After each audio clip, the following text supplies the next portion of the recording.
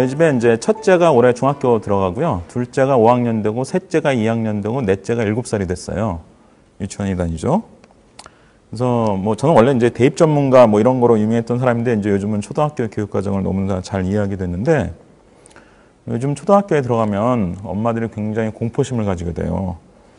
일단 그 수학이 옛날 수학하고 많이 바뀌어가지고 최근에 스토리텔링 수학이라는 걸 하거든요. 근데 이제 스토리텔링 수학의 취지는 되게 좋아요. 그러니까 뭐 아이들이 수학적인 개념이나 이제 이런 것들을 다양한 활동과 경험 속에서 익히게 하자. 실제로 미국이나 유럽에서는 그렇게 많이 합니다.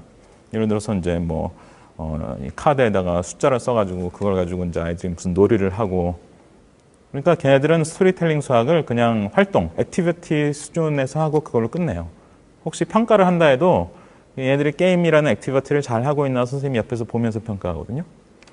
근데 우리나라에서는 이 스토리텔링 수학을 어떻게 만들어 놨냐면 이걸 다 모두 문자 언어로 된 문제로 만들어 버렸습니다. 그래서 저희 첫째가 이제 작년에 초등학교 1학년으로서 스토리텔링 수학을 경험을 했는데 교과서에 나오는 문제가 4줄, 5줄짜리 문제가 나와요. 그럼 초등학교 1학년짜리는 그걸 문자 언어로 읽고 이해를 못 하죠.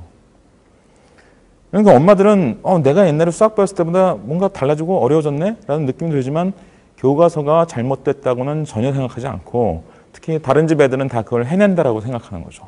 굉장히 조바심이 나고 이제 아이를 쪼게 됩니다. 그리고 이제 사교육업계에서는 그걸 활용해서 이제 각종 마케팅을 하죠. 제가 드리고 싶은 말씀은요, 이건 교과서가 잘못된 거예요.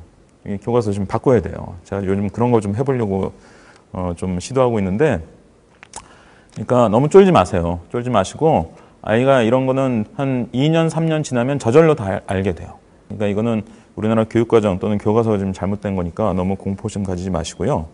두 번째로 옆에서 애 그렇게 내버려 두면 큰일 난다라고 이런 옆집 엄마들이 있을 거예요. 근데 옆집 엄마 너무 무서워하지 마세요. 옆집 엄마 별거 아니에요, 사실. 제가 사실 그 수도 없이 많은 학생, 학부모 상담을 해봤는데 제가 강남 엄마들 그 정보력 좋다는 말을 안 믿어요. 왜냐면 저도 많은 강남 엄마들을 만나봤는데 나름 그 정확하고 괜찮은 정보와 제가 보기엔 진짜 쓸데없는 심지어는 틀린 정보를 막 뒤섞여서 알고 있는 경우가 많아요.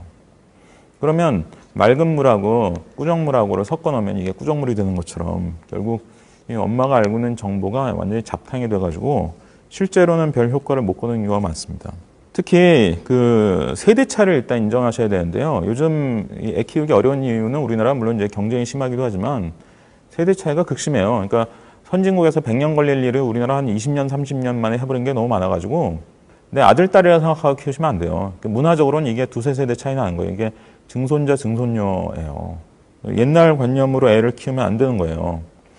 요즘 효자, 효녀의 기준이 뭐냐? 제가 요즘 학부모 강연을 하면 꼭 드리는 말씀이 효자, 효녀의 기준은 하고 싶은 게 있는 애들이 효자, 효녀다 이런 얘기를 해요. 초등학교 저학년 엄마들한테 얘기하면 갸우뚱하십니다. 저게 무슨 소린가 그래요. 근데 한 중학생 정도 된 이 엄마들한테 그 자녀들을 둔 엄마들한테 얘기를 하면요. 다 고개를 끄덕거립니다. 왜? 초등학교 도대체 무슨 일을 겪었는지 아이들이 중학교 들어갈 무렵쯤 되면요. 야, 너 하고 싶은 건 뭐 있냐? 그러면 없어요. 되고 싶은 건 뭐니? 그럼 없어요. 좋아하는 과목은 뭐니? 없어요. 대부분 그래요. 그러니까 우리나라 교육의 가장 심각한 위기는 제가 보기에는 아이들 모티베이션이 없다는 거예요. 그러니까 모티베이션이 뭐예요? 자기가 뭘 하고 싶은 마음, 뭐 되고 싶은 뭐 생각 이런 것들이죠. 뭐 배우고 싶은 마음 이런 것들이 지금 거의 다 없어진 상태예요. 실제로 이게 뭐 네가 수학을 좋아하느냐라고 질문한 49개국 학생들한테 질문한 조사가 있는데 우리나라 학생들이 이제 수학을 좋아한다라고 답한 비율이요. 49개국 중에서 49등이에요.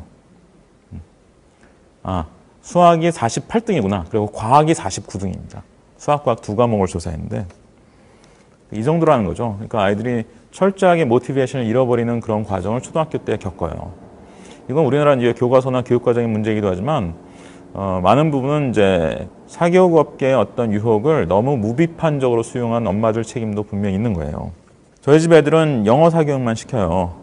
그것도 그냥 막 이잡듯이 애를 막 쪼아가지고 시키는 영어 사교육 기관은 안 보내요. 아이 이 개인에게 맞추는 게 제일 중요하다고 보기 때문에 유명한 데를 안 찾아다녀요. 애한테 맞는 데를 찾아요. 저희 첫째 같은 경우는 예를 들어 숙제하는 걸 너무 싫어하거든요. 그러면 학원 중에서 숙제를 제일 안 내주고 또 심지어 그것도 안 해가지고 이제 학원에다 우리 애 숙제 안 나가니까 그냥 알아서 그냥 지나가게 해라. 뭐 이렇게도 하고 그랬는데 영어는 많은 시간을 노출하면 그게 도움이 되거든요.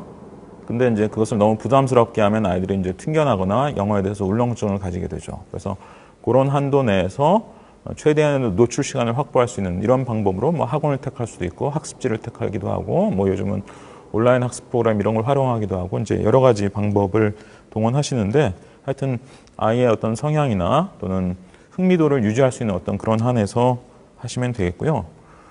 저희 집 애들은 여태까지 학교 공부를 하면서 수학을 빼놓고는 문제집을 한 권도 안 풀어봤어요. 그러니까 문제집 푸는 게 그게 중요한 공부라고 생각하시면 안 돼요. 왜냐하면 문제집을 풀면요, 그 단원의 점수는 올라가요. 근데 문제집을 푼다고 해서 그 다음 단원에 대한 대응 능력이 커지느냐? 그렇지 않아요. 문제를 푼다는 건 테스트를 하는 거거든요.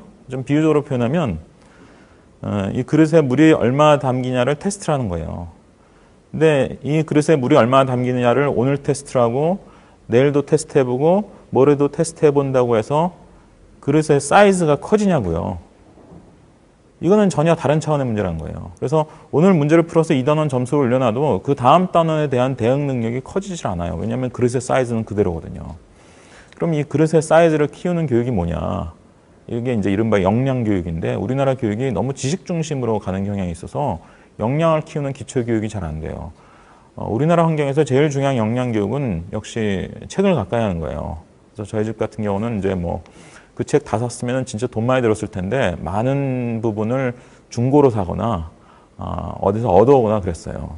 그래서 지금도 저희 이제 집에 가면 자기 전에 요즘 이제 셋째, 넷째를 이제 옆에다가 이제 눕혀놓고 책을 한 권이라고 해서 너무 길면 중간에 접어놓고 내일 또 읽어줄게 하고 이제 내일 또 술 마시고 늦게 들어가면 이제 모레 읽어주고 그래요. 그러니까 애 아빠한테 좀 얘기를 하세요.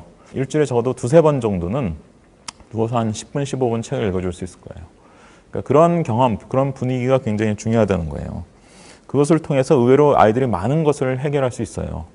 이를테면 저희 집은 뭐 만화책을 보기도 하고 뭐 이야기책을 보기도 하고 뭐 지도나 도감이나 뭐 이런 걸 보기도 해요. 심지어. 그런 과정을 통해서 아이의 그 그릇의 사이즈를 키우는 이런 과정이 제일 중요하다. 초등학교 때 몇 점 받는지 하나도 안 중요합니다. 저희 집 애들 1학년, 2학년 때 막 50점, 60점 많이 받아왔어요. 근데 저희 첫째 같은 경우는 지금은 거의 100점 비슷하게 받거든요. 90점대로 받거든요. 근데 문제집은 수학 빼놓고는 한 번도 안 풀어봤단 말이에요. 그게 어떻게 가능했겠어요? 그러니까 결국 그릇에 물이 얼마나 담기냐를 재는데 너무 이렇게 조바심을 내지 마시고 장기적으로 보시고 그릇의 사이즈를 키우는 다양한 경험과 뭐 독서 활동 이런 것들을 해보시길 바래요. 그래서 초등학교 때 제일 중요한 건 전 딱 2가지라고 봐요. 첫 번째는 독서 활동. 책을 부담 없이 그러나 친숙하게 가까이 하는 것.